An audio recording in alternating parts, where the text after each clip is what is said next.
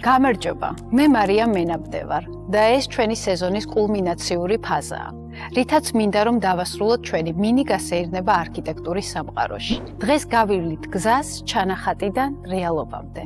ეს არ არის უბრალოდ ჩანახატი. ეს უფრო არის ადამიანის წარმოსახვა, რომელიც შემდეგ რეალობად იქცევა. ეს ჩანახატები ეკუთვნის ზაჰა ჰადიდს 21 საუკუნის ავანგარდის არქიტექტორს, რომელმაც შეცვალა ჩვენი წარმოდგენა არქიტექტურაზე. მისი ჩანახატები მხოლოდ ტექნიკური ნახაზები არ არის.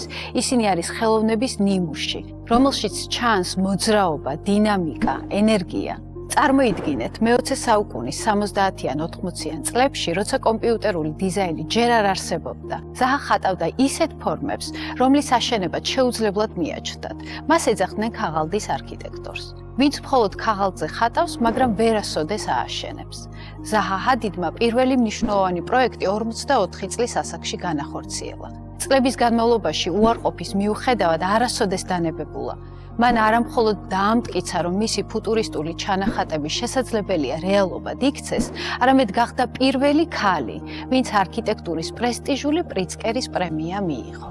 როდესაც თანამედროვე არქიტექტურაზე ვსაუბრობთ, რთულია გვერდი აუაროთ მას. იდეის რეალიზება, ეს არის გამოწვევა, კომპიუტერული მოდელირება, ახალი მასალები, ინოვაციური საინჟინრო გადაწყვეტები. ყველაფერი ეს საჭიროა იმისთვის, რომ ფურცელზე დახატული წარმოსახვა რეალობად იქცეს. ზაჰა ჰადიდის არქიტექტურული ხელწერა მალე თბილისსაც დაეტყობა. Citizen Tower-ი მისი სტუდიის პირველი ნამუშევარი იქნება საქართველოში. და ბოლოს, გახსოვდეთ, ყოველი არქიტექტურული შედევრი იწყება ერთი მარტივი ხაზით, ჩანახატით. მოკლედ სულ ეს იყო, ჩვენი ბოლო სასაუბრო თემაც სიმბოლურია.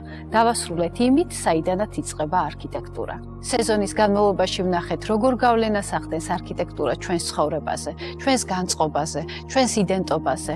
არქიტექტურა ეს არ არის მხოლოდ შენობები, ეს არის ენა, რომელზეც მეტყველებს ჩვენი კულტურა, ქალაქი, ისტორია და მომავალი. დიდი მადლობა, რომ ამ სეზონის განმავლობაში ჩვენთან იყავით. მომავალ შეხვედრამდე.